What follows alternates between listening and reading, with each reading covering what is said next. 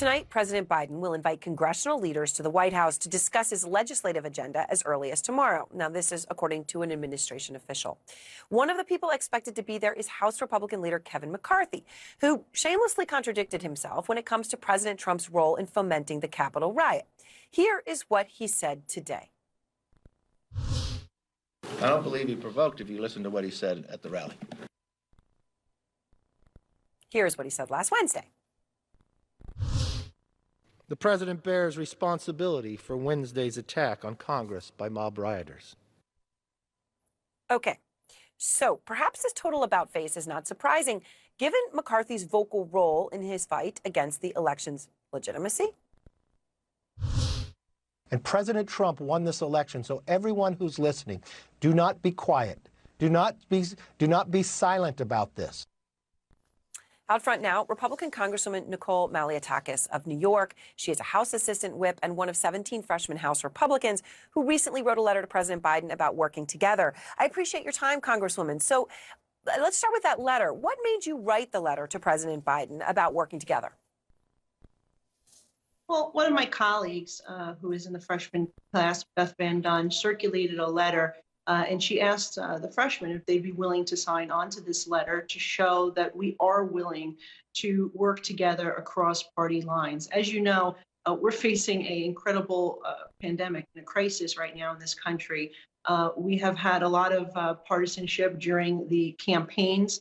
And I think that now that the president has been sworn in, and we are here at the Capitol, we need to get to work to really address the main issues that our nation is facing. And that means overcoming the pandemic. We need to accelerate the vaccine distribution. As you just had my mayor, Bill de Blasio, say, we have to make sure that we get that vaccination to the people who want it. And we got to reopen this economy. I mean, that is something I've been pushing for some time.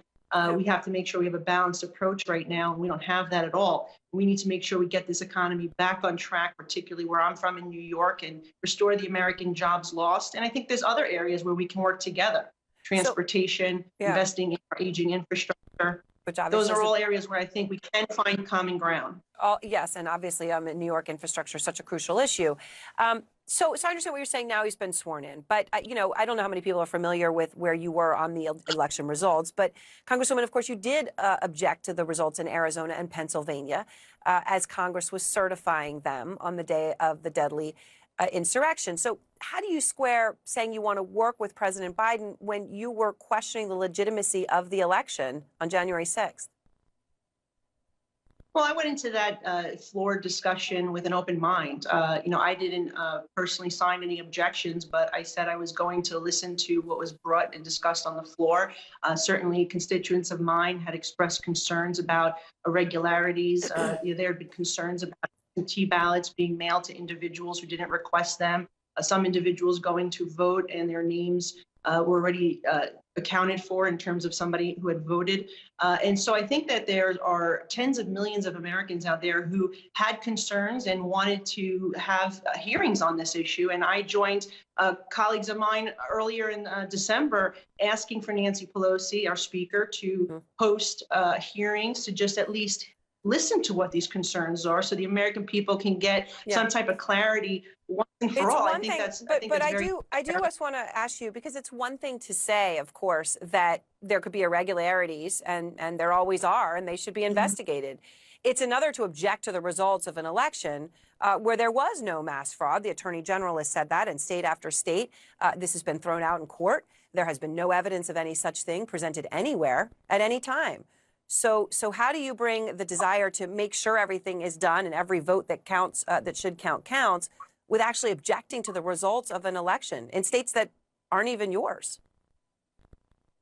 Well, again, these states were objected to by members within the House, and I listened, and I decided to vote along against the certification because I did believe in those two particular states, by the way, states that violated their state constitutions and the U.S. constitutions. They changed rules without the proper approval of the state legislature. There had been court cases in those states that had not been heard. In fact, the case in Arizona was never heard due to a time issue because there was a deadline for certification. I think the American people deserve that, deserve to hear what could be presented. And also, let's keep in mind that the state of Arizona just in the last decade alone, they had 20 convictions for election fraud. And so I think, look, this is about 20 convictions out of tens and tens and tens of millions of votes. I think the question here is, again, trying to make sure everything is fair and actually questioning the entire democratic process are two extremely different things that were completely conflated. And we all saw the results of that last week.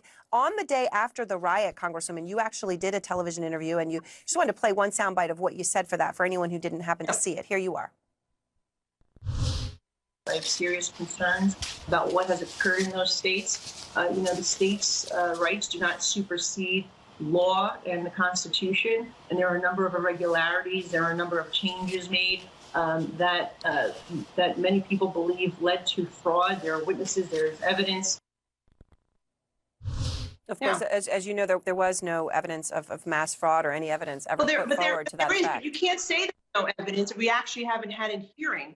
There were cases that were filed, and there wasn't an actual hearing on any of it because there were multiple cases in both of those states, all of which were thrown out. Well, look, it doesn't matter to me if it was 1 vote, 10 votes, or 10,000 votes. The American people deserve to know 1 vote that's fraudulent is one too many. And by the way, those 2 states, without those electoral votes, President Biden would still be president today. And so it wouldn't have changed any outcome of the election. And that was never my intention. And by the way, Democrats, since 1989, have challenged the electoral votes of every single Republican president. So I see that there's a double standard here when it comes to that process that we have on the House floor and our ability to certify and our requirement to either certify or not certify. But look, I think that this is where we are right now. I'm just wondering, do you, when you look back and are honest with yourself, do you feel that you sort of bought into a narrative here that we all know is completely false? I mean, the president's out there saying 5,000 dead people voted in Georgia. 2 dead people voted in Georgia. But it was rhetoric like that that got people like you on board. Do you feel you were duped? Well, I think that there is an issue that there are tens of millions of Americans who are concerned about whether there are safeguards in our election process. But they're concerned because of lies like that. But they're concerned because of lies like that. That is a lie. They heard that. If I heard that and believed it, I might be concerned too. But it's not true. Well, that is why we have to have that is why we should be having a hearing into the process to see what safeguards are needed. Where were these prior convictions that took place in various states? How do we make the system better? How do we restore the faith of the American people that when they go to vote, their vote does count and it matters? That is what this is all about. And if we can have a public hearing about it, and a discussion and a debate on the House floor instead of attacking people personally, I think we would actually get somewhere. I just want to make sure that you are clear. There was no widespread fraud. There is no question about what happened in this election. And that is very different than saying we want to make sure that every vote counts that should count and every vote that shouldn't. Those are 2 very different things to talk about. Absolutely. Well, absolutely. And I've never said anything about widespread fraud. I've said that there have been certain irregularities that need to be looked at closer, and that the American people deserve to know if that took place in this election, and it appears that it did in certain states, and that is all we're asking for. I think that's very fair, and that would just ease the minds of tens of millions of Americans who feel that the election wasn't fair. So let's just, I think that that's something worthwhile to be looking at and spending time. Just one final point on this. Those tens of millions of Americans think that it wasn't fair because Donald Trump told them that. And that voice of Donald Trump was amplified by other people in power. Okay? Because the reason they believe it wasn't fair is because someone told them it wasn't fair. And it was fair. So what I'm asking you is, do you feel that you got duped and played a little bit in this? Well, look, I think that, like many Americans, that people have concerns about individuals who are not citizens voting, or people getting absentee ballots that they didn't request. People making their way to the booth in the wrong district and voting. These are things that do happen, and I think we can agree on that there are these irregularities. I think it's how do we crack down on it, and how do we safeguard our election system to make sure that it is it is one of integrity. And again, I think widespread fraud is a totally different thing. What I'm talking about is that there are irregularities that we need to crack down on. And that is why I'm co-sponsoring the Save Democracy Act, which would require voter ID to vote, which would prevent states from automatically sending you an absentee ballot that you didn't request, to crack down on some of these harvesting tactics. You know, these are things that I think many Americans agree and support, and I think that we should have a proper hearing and discussion on it. All right. And that is just one thing that I think that we could be doing in a bipartisan fashion. All right. Well, Congresswoman, I appreciate your time. Thank you very much. Nice to talk to you. Thank you. And next, they were promised mass arrests and